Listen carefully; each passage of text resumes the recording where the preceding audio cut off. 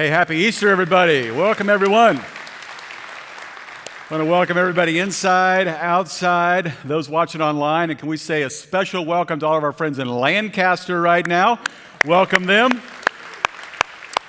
We're glad that you guys are joining us as well, and I'm really grateful for everybody who's shown up for the very first time, whether you showed up in a building, on a campus, watching online, and it's your very first time at one of our real-life experiences. Welcome. We're honored that you gave us some time this busy Easter weekend, and I want to be the first to invite you back next week, because next week, as we kick off this brand new series, You Asked For It, we're going to be dealing with some of the biggest questions that we all have about faith. Things like the existence of God, the reliability of the Bible. Can we trust Jesus? Why do bad things happen to good people? Did Adam and Eve have belly buttons? You know, the really theological, strong issues. You're going to be thinking about that for the next 24 hours. So I don't know. Maybe they did, maybe they didn't. I don't think so. But anyway, here's the biggest question that I get all the time. And this is the question we're actually going to start with. The other ones we're not going to tell you till you show up on that weekend. And we're going to surprise you with what you voted in for your question, and you can do that on the app right now. But next week, we're going to deal with the question that everybody wants to know, and that is, can God really forgive anyone?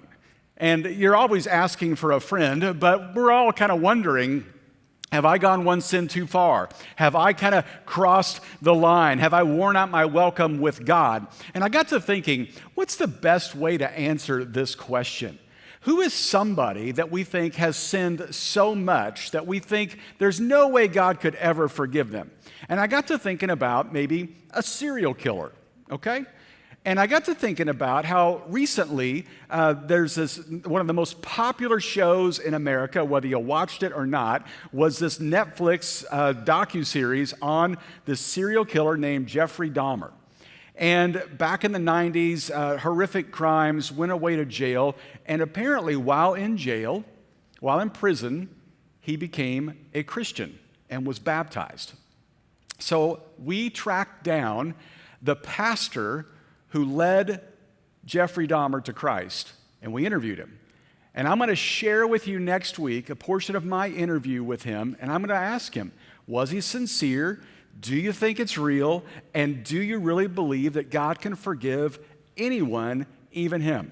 Because I think for a lot of us, we think if God can do that, then maybe I'm okay. We all want to know, can God really forgive us? So we're going to start off with that next week. So make sure you're joining us. And you might be here with family or friends thinking, oh, that'd be kind of cool, but I got to go back up to Idaho or Oregon or whatever next week. Join us online, and you can be part of it right there and join us for that series. Okay, so today is Easter, and we're celebrating in every way possible around here. We're going to have baptisms here in a little bit. We're going to go crazy over that, and that's going to be awesome. But everybody has an Easter story. For some of you, your Easter story is, we used to get up really early and the Easter bunny would have come and we open up and eat all the candy and then my brother threw up, you know, and all those kind of funny stories. Maybe your Easter story is we used to hunt for eggs and some of them had candy in it, but then some of them had money in it, which was really cool. For me, one of my favorite Easter stories, and not favorite because it was a good thing, it was just really strange. One of our Easters here at Real Life, a bunch of us were standing out front greeting people as people were coming in for our Easter service, and during that moment, a hawk flew over with its fresh kill for dinner that night and dropped it accidentally, and a bunny fell to the ground. Happy Easter, everybody. We just killed the Easter bunny, okay? Kids are freaking out. They're wondering, is the tooth fairy next? You know, I mean, it's just, everything's going bad, right? But it was one of those moments I'll never forget. It's an Easter story. And there's all kinds of videos out there. I found a few that I thought were pretty funny that are typical Easter fails. Take a look at some of these. Coming to see you all tonight. The Easter Bunny! Yeah. Oh my God!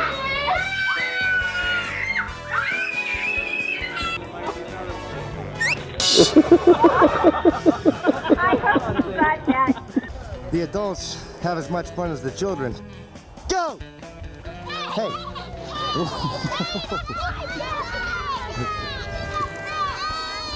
Whoa, what is that one you found? Whoa! Oh no! Tulip took her out. But those Easter bunnies come early. Daddy, Daddy, Daddy, Daddy! Wow.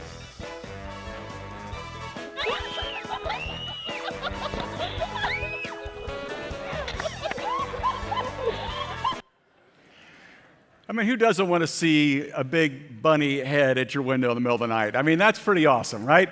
So we've all got our Easter stories of things that went right and went wrong or whatever, but this is really what we want to know. What's your Jesus story? Now, some of you might say, well, I hated going to church as a kid, and I never really went back, and I'm just here because somebody promised me dinner or breakfast or whatever it is. I get it. But that's not a Jesus story. That's a church story. For some of you, it was, well, I had a stepdad that claimed to be a Christian, but he was just a real jerk, and so I wanted nothing to do with Christians, and so I've stayed away for a long time. Okay. That's your Christian story. It's not your Jesus story. Maybe for some of you, your story is, well, I'm pretty good. I got a Jesus story. I go to church every Christmas and Easter, sometimes, Mother's Day too, if she's lucky. Well, okay, that's your tradition story. It's not your Jesus story. A Jesus story is, this is where I was, then I met Jesus, now here's where I am. And how you view Jesus can change everything about your life, because Jesus has the ability to change your marriage, your relationship with your kids, your relationship with your parents, your future, forgive your past, or get rid of guilt and shame, and certainly break you out of that same old boredom, routine kind of life. You know what I'm talking about, right? You wake up in the morning to that same old alarm, and you get out of that same old bed and go in the same old bathroom and brush the same old teeth. You walk down the same old stairs, say hi to the same old kids, and walk out and get in the same old car and drive to the same old job. You hate that same old job, but you laugh at those same old jokes from that same old boss, and you sit in your same old cubicle and do the same old work. You get off work and you drive on that same 405 all the way to your same old home, and you race to a same old t-ball game.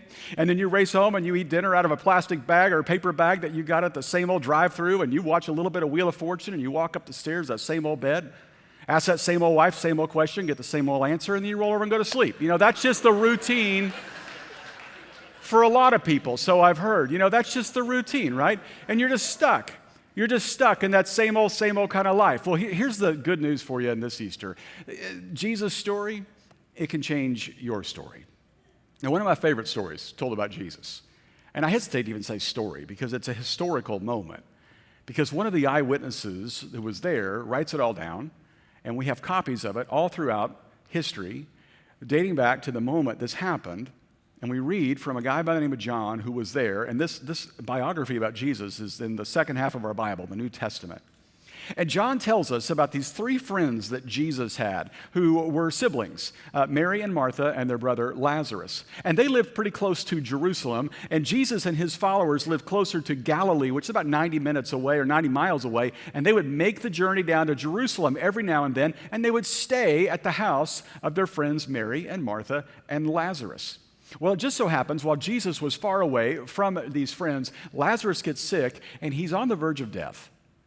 And they get word to Jesus so he might run over there, even though it was a several-day journey, and hopefully heal Lazarus. But Jesus does not go right away, and Lazarus dies.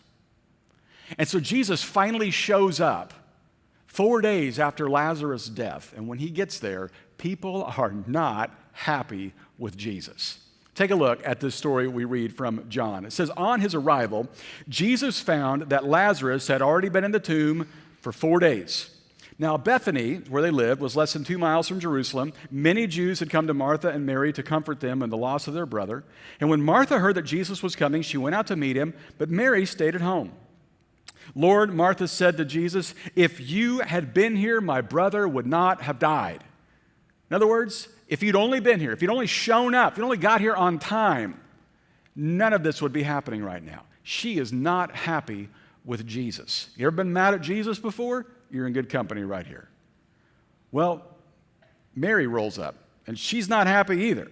When she reached the place where Jesus was and she saw him, she fell at his feet and said, Lord, if you had been here, my brother would not have died. You catch the theme going on here. If you had just hurried and got here on time, then everything would be different right now. That's their Jesus story. I don't know if you've seen these reels on Instagram where people take poster boards and they write out a story basically, and they drop the poster boards, and you keep reading and you keep reading and keep reading, and it's usually telling you the story of somebody's life or somebody's love for somebody else or whatever. This all goes back to a movie like 20 years ago called Love Actually, where a guy stands outside of a door telling a girl what he thinks about her. It was on a T-Mobile commercial this past Christmas where the two characters did that. And it's basically this idea of, you know what, I'm telling you a story through these poster boards. And I got to thinking, I wonder what Mary and Martha's signs might be if they were posting this on Instagram. It would probably be this: I trusted you, Jesus. Maybe you've been there before. I trusted you thinking you could do this, and then I wonder if you would do this, and you seem to, basically, you let me down. You didn't come through the way I wanted you to. Maybe you've been there. Maybe you're there right now. Maybe your attempt at coming here today is to try to get in good graces with God so he won't let you down anymore. Which leads to this third card, which is, now I'm not so sure. And some of you are right there, right now. You're just kind of on the precipice with your faith, wondering, do I keep going on this or do I run far away? You're kind of reaching for the door to walk out of your faith. You tried the Christian thing and it just seemed really boring. You heard other people talk about all the praises and the blessings and all the good stuff happening in their life, and they're just raking it in and rolling in the blessings. They're hashtag blessed, you're hashtag broke. That's the way you feel. Everything's going wrong in your life. You know, your marriage still fell apart. Your dad still died. You still got cancer. Difficult things over and over again. And you think, listen, I tried the Jesus thing. I trusted him. He let me down. Now I'm not so sure. Well, the crowd even has an opinion. Mary and Martha are ganging up on Jesus. The crowd starts piling on now. Look what they say. Some of them said, could not he who opened the eyes of the blind man have kept this man from dying? In other words, we've heard about all the miracles. We've even seen some of them. And I never believed would be their first card. You know what? I knew it. And the second card would be, told you so. I didn't get in on that scam. And the third one is, Jesus apparently has his limits. Because they're thinking, there's no way you can buy it with this guy. And aren't there some of us right now, you're kind of watching in on this or listening in thinking, that's the way I've always felt. I didn't want to tell anybody, but every time a minister or a pastor falls from grace, every time there's some news story about somebody going off the rails that claim to be a Christ follower, you're like, I knew it. I told you so. They're all like that. But there's something inside of you, deep down, that wishes the things they talk about are true. That there really is an unconditional love. There really is peace and joy. There really is forgiveness for even all of your sin. Maybe that's where you are with Jesus right now. Rather than accepting him and trying, you're just like, walls are up, defenses are up, not interested. And that part of you wondering, is there somebody who could actually forgive you for what you've done? You want to believe it's Jesus, but you're just not sure. That's why I really wanted to have this conversation with this pastor by the name of Roy Ratcliffe about him baptizing Jeffrey Dahmer. I mean, do you really think God can even forgive that?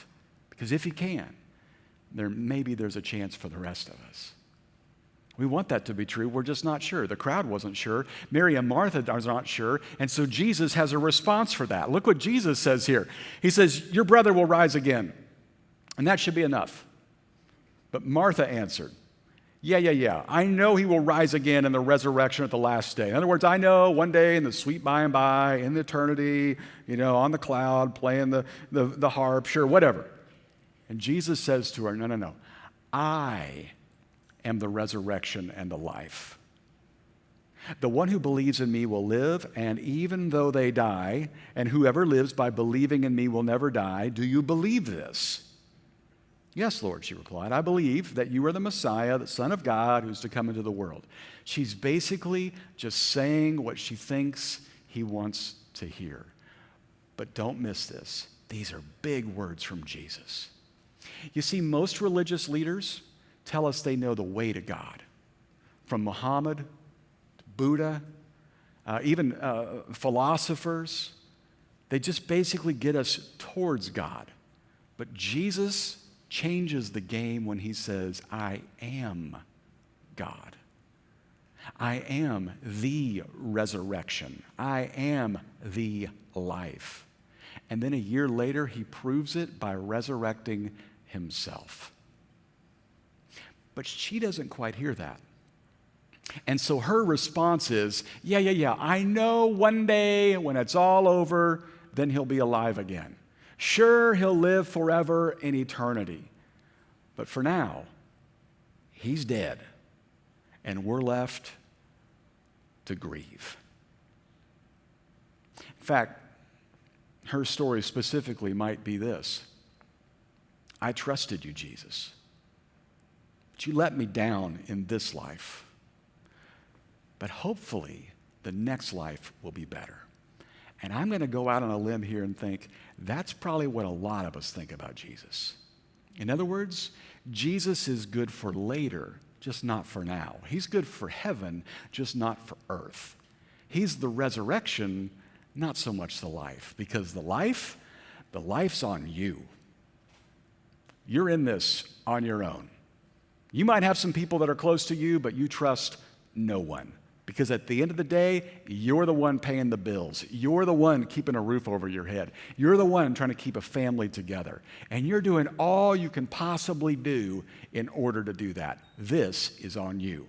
Your kids come home and they say, we got to get Disneyland passes, and so you want to be, dad of the year, and so you spring $2,000 to get Disneyland passes.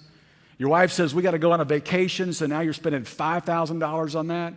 Your daughter comes home and says she signed up for the cheer team. Well, that's $10,000 right there, And you laugh because it's true, it's painful. But the reality is we got all this stuff we're trying to keep up with, but we feel like it's all on us. And some of us, we're doing okay. You're keeping your head just above water. You're trying to keep your kids happy, your spouse happy, get a vacation once in a while, enjoy a weekend once in a while. And but the pressure.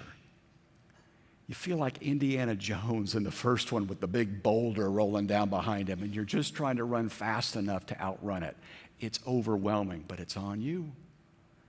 And for some of you, feel like that boulder rolled over you a long time ago, and you're wrestling with a divorce and an ex you can't stand, and kids that are struggling with mental health issues, and you just feel that weight all over you, and you think, but it's on you. Jesus is good for later, but he's just not good for now. Maybe that's your Jesus story. Well, Jesus has taken all this in. And look what happens next. When Jesus saw her weeping, and the Jews who had come along with her also weeping, he was deeply moved in his spirit and troubled. He sees the loss of Lazarus has impacted everybody. And he says, where is he? Where have you placed his body? And they say, come and see, Lord. And then, shortest verse in the Bible, here it is. Jesus wept. I love that detail John gives us. John is Jesus' closest friend, and I got to be thinking he's watching Jesus thinking, haven't seen this before, but he's so overwhelmed with everybody's humanity. He's feeling what we all feel. I love this because whatever sign you hold up, Jesus has seen it. Jesus has felt it. And Jesus is weeping because of it. Jesus, once more, deeply moved, came to the tomb. It was a cave with a stone laid across the entrance. Take away the stone, he said. But Lord, said Martha, the sister of the dead man, by this time there's bad odor, for he's been there 4 days. In other words, if you roll that stone away, it's going to really ruin the lunch we got served over here, okay, for the funeral. Because it's going to stink. Don't do it. And Jesus says, did I not tell you that if you believe, you will see the glory of God? You know what Martha reminds me of here?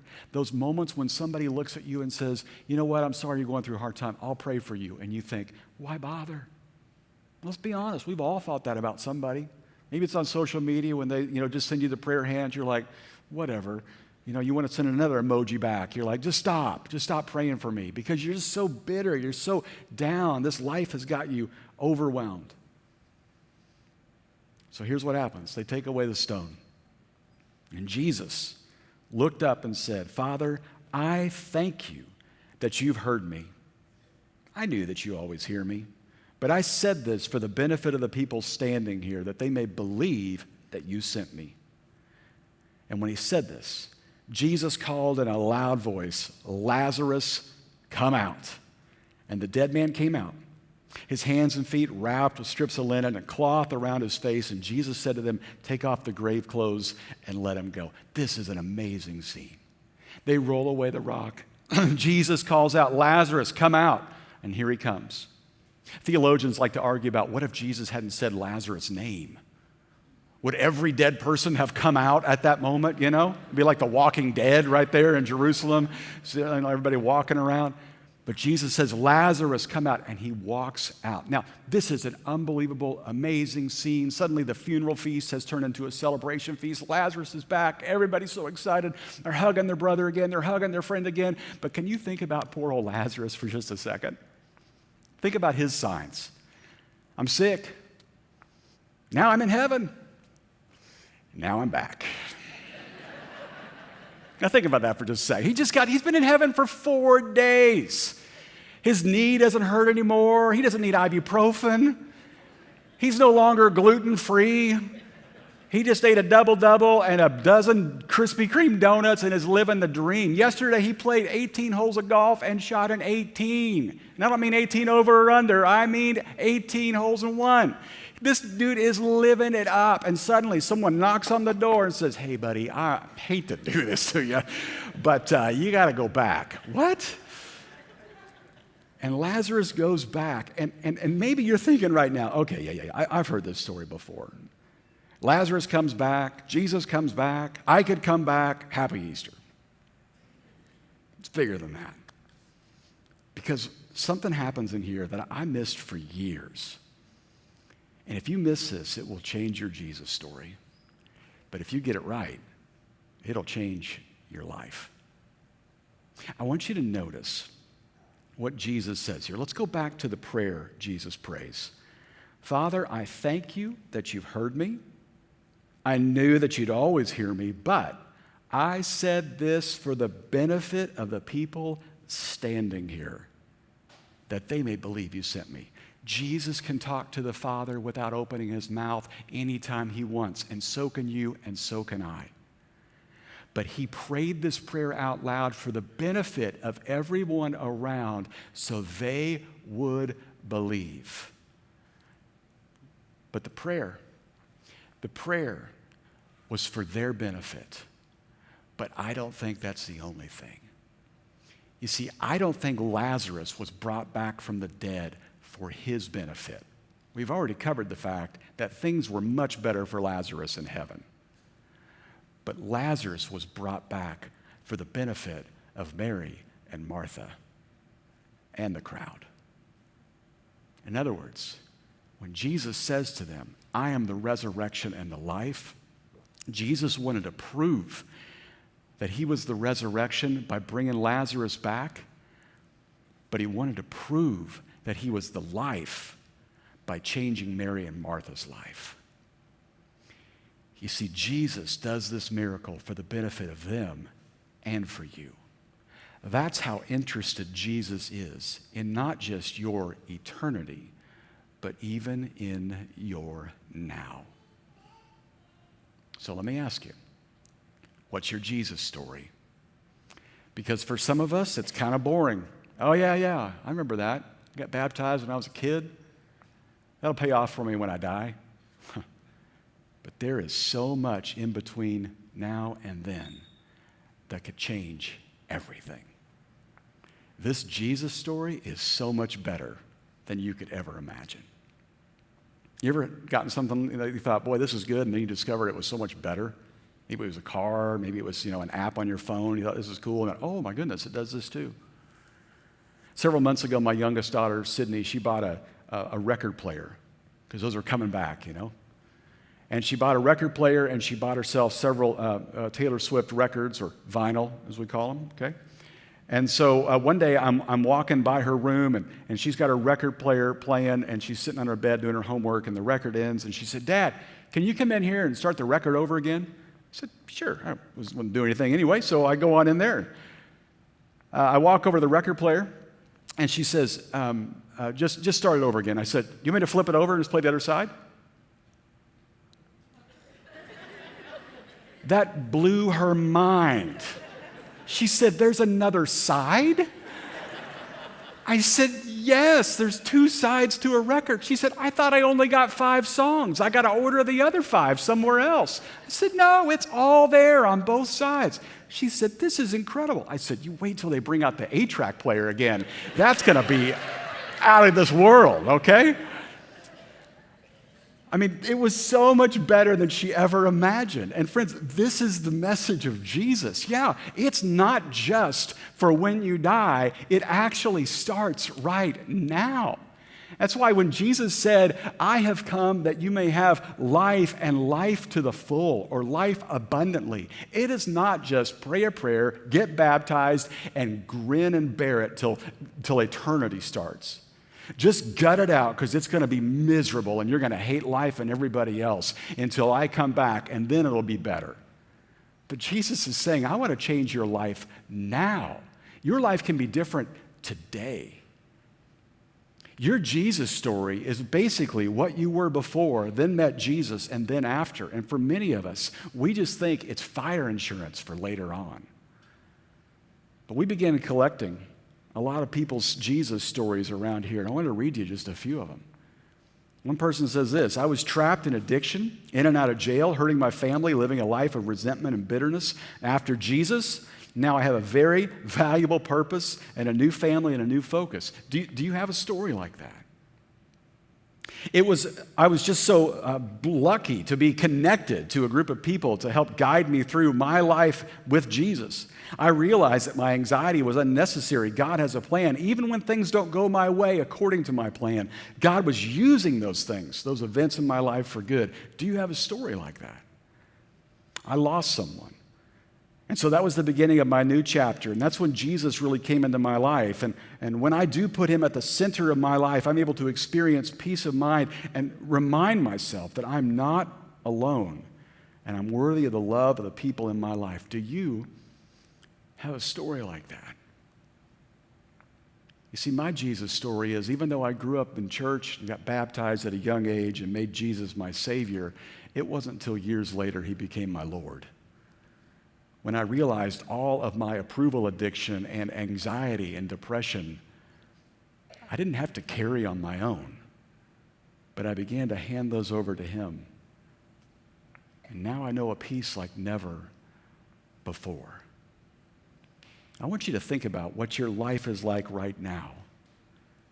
Just think about how it could be better and different if Jesus was added. You know, over the past few months, we started asking people around here their Jesus story.